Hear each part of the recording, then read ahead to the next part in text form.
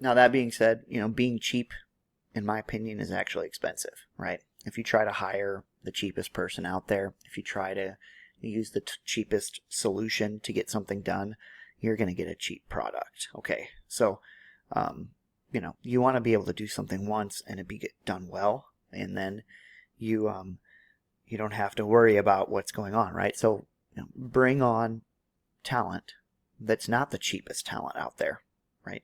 Bring on people that that want to work for this price because they're really good at what they do. I know that there's a fear of payroll, there's a fear of cost associated with bringing on people, and everybody has that, right? Everybody worries about making payroll. Okay.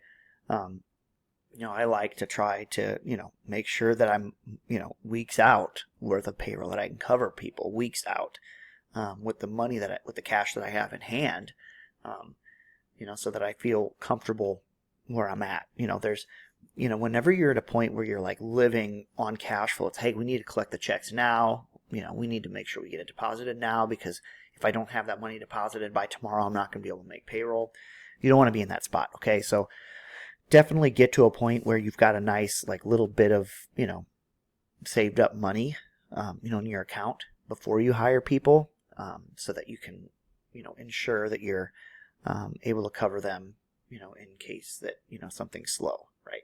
And so there are different strategies that I've used to make sure that I keep my people busy, and that people are working on something that's productive and making money, even if I don't have as many calls coming in. So I can kind of jump on that in the next call or next video here.